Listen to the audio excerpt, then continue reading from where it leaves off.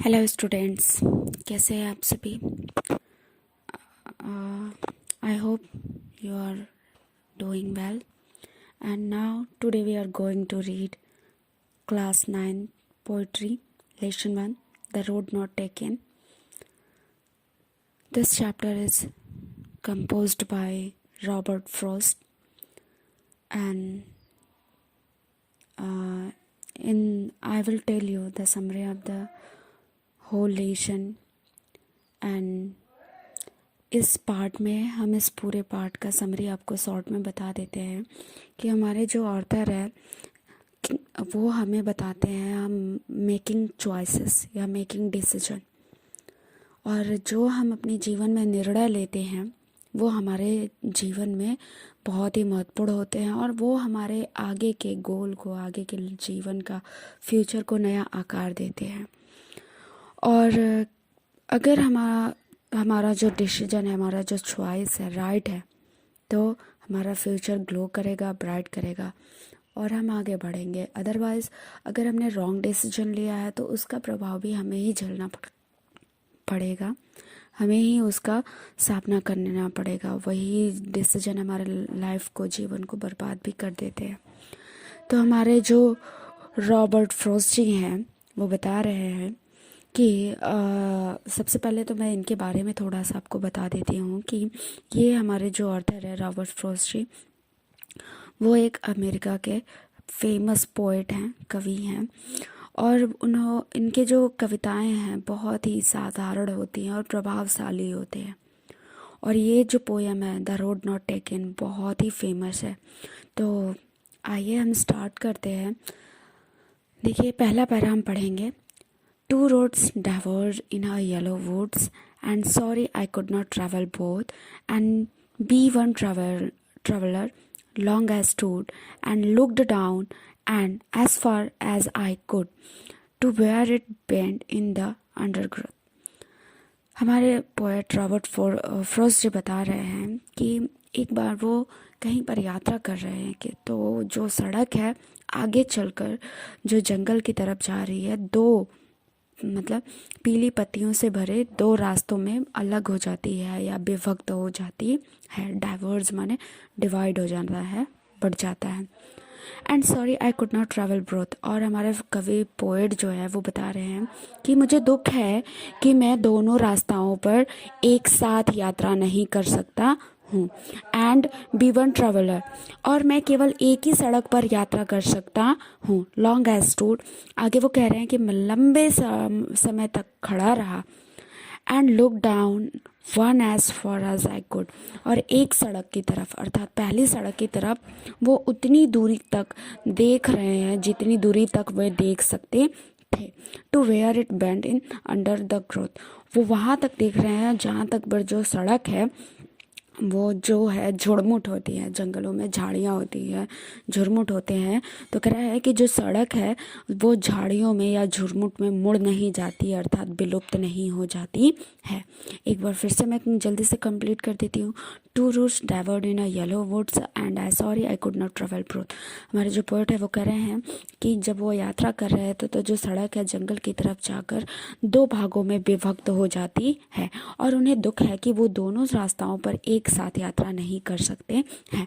And be one traveller long as stood, और वो केवल एक ही सड़क पर यात्रा कर सकते थे और लंबे समय तक वही वो खड़े हैं।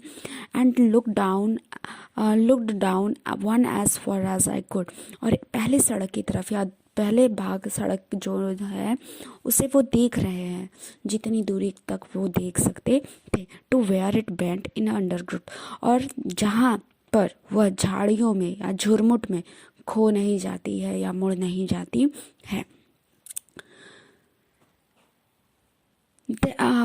क्योंकि पहले पैरा में जो पोएट है वो डिसीजन अभी ले नहीं पा रहे। जैसे अगर हमारे पास कोई चॉइस आ जाता है कि हमें हमारे दो चीज़ें पसंद हो और उसमें से हमें कोई एक चूज़ करना हो, तो हमें टाइम लगता है डिसाइड करने में कि हमें कौन सा चूज़ करना चाहिए, कौन सा डिसीजन हमारे लिए बेटर होगा।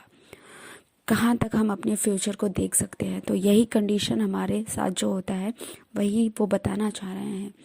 अब दूसरे पैरा में चलिए हम बढ़ते हैं। Then took the other just as fair and having perhaps the better claim.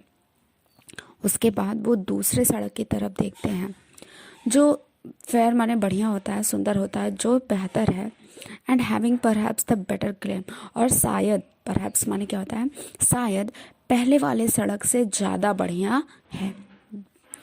Because it was grassy and wanted wear, क्योंकि यह सड़क जो है ग्रासी माने, ग्रास माने घास होता है, ग्रासी माने घासदार है, एंड वांटेड वेयर, और उस पर कोई पैरों के निशान भी नहीं है, अर्थात उस सड़क पर कोई ज़्यादा चला नहीं है। बिकॉज वो क्यों कह रहे हैं कि दूसरा वाला सड़क पहले सड़क से बढ़िया ऑप्शन है, क्योंकि उस सड़क पर बहुत घास है, यानी बहुत घासदार है, और उस सड़क पर पैरों के या कदमों के निशान नहीं है, अर्थात वो जो घास है वो कुचले हुए नहीं है।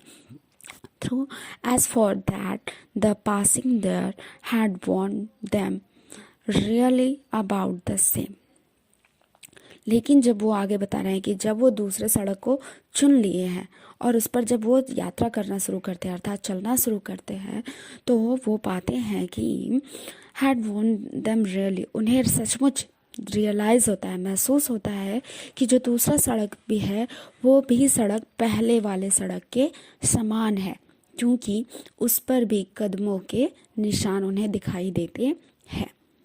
इस पैरा में वो बता रहे हैं कि जब हमारे लाइफ में डिसीजन आता है तो हम कई बार देखते हैं कि बहुत सारे लोग होते हैं कि वो भीड़ चाल चलते हैं, अर्थात जो सभी लोग करते हैं उन्हें भी वही करना है। लेकिन कुछ लोग ऐसे भी होते हैं जो दूसरों से हट के काम करते हैं, दूसरों से हट के डिसीजन लेते हैं, और फिर चाहे उस डिसीजन की वजह से उन्हें दुख मिले या सुख मिले, उसे वो सहने के लिए भी तैयार रहते हैं। तो हमारे जो पोएट हैं वो भी दूसरा सड़क का चुनाव करते हैं, क्योंकि उन्हें लगता है कि दूसरे सड़क पर कोई नहीं गया है। अब तीसरे पैरा में हम देखते हैं, and both the morning equally lay in leaves no step had trodden black.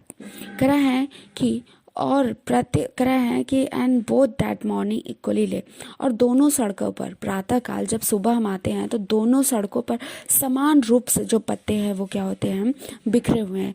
In lips no step have trodden black, और उन पत्तियों पर या उन सड़क पर जो है पत्तियां जिन पर पड़ी हुई हैं उन पर कोई भी कदम के या कुचले हुए पैरों के निशान नहीं होते हैं। Oh I kept the first from another day, अरे मैं पहले वाले सड़क को किसी और दिन चुनूंगा, या मैं पहले सड़क पर किसी और दिन यात्रा करूंगा। Yet knowing how way leads on to way, यह जानते हुए कि कैसे एक सड़क हमें दूसरे सड़क तक ले जाती है। इस लाइन को मैं थोड़ा डिफाइन करती हूँ कि यदि आपने अपनी लाइफ में कोई डिसीजन लिया है तो उस डिसीजन की वजह से आपको आगे दूसरा डिसीजन भी लेना पड़ता है। तो वही कर रहे हैं कि यह जानते हुए कि मैं जब दूसरी सड़क को चुन रहा हूँ तो वो मुझे किसी दूसरे सड़क पर मिला देगा। तो वो कह रहे हैं कि यह जानते हुए भी कि कैसे एक सड़क दूसरे सड़क पर मिला देता है। आई डफ्ट if I should ever come back, उन्हें संदेह है कि शायद वह कभी इस सड़क पर वापस आ सके, क्योंकि हम जब कोई डिसीजन लेते हैं तो हम पीछे मुड़कर नहीं जा सकते, फिर से वो डिसीजन चेंज नहीं कर सकते, हमें आगे उस डिसीजन के अकॉर्डिंग दूसरा डिसीजन लेना पड़ता है। तो वही कह रहा है कि उन्हें संदेह है कि शायद वो फिर कभी भी पहली सड़क के लिए जो कह रहे हैं कि इस सड़क पर आ सके। और लास्ट वाले पैरा में देखिए, I shall be telling this with a sigh somewhere ages and ages hence। hence माने आता होता है, लेकिन यहाँ पर हमारे फ्यूचर से बात है कि I shall be telling this with a sigh। कह रहा है कि साइड माने क्या होता है, गंभीर सांस लेकर या फिर चैन भरी सांस लेकर।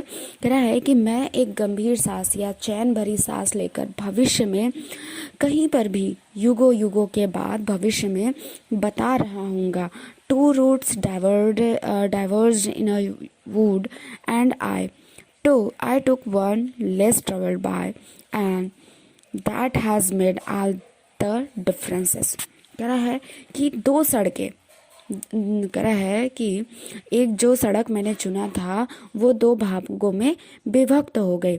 आई took the one less travelled by, और मैंने उस सड़क का चुनाव किया था जो जिस पर बहुत ही कम लोगों ने यात्रा किया था। And that has made all the differences, और इसी मेरे चॉइस ने, इसी मेरे चुनाव ने, इस जो डिफरेंसेस अभी मेरे जीवन में दिख रहे हैं वो उसी का देन है। तो कह रहा है कि I took the one less travel by, मैंने उस सड़क का चुनाव किया जिस पर बहुत कम लोगों ने यात्रा किया था। And that has made all the differences, और मेरे इसी चुनाव ने, मेरे इसी निर्णय ने ये सारे भिन्नता या अलगाव लाए हैं। तो आई होप आपको पूरा चैप्टर बहुत अच्छे से समझ में आया होगा। अगर आपको कोई डाउट है तो आप कमेंट बॉक्स में कमेंट करके मुझसे पूछ सकते हैं, और अगर आप कुछ और भी पढ़ना चाहते हो तो आप मुझे मेरे कमेंट बॉक्स में कमेंट करिए। And thank you so much.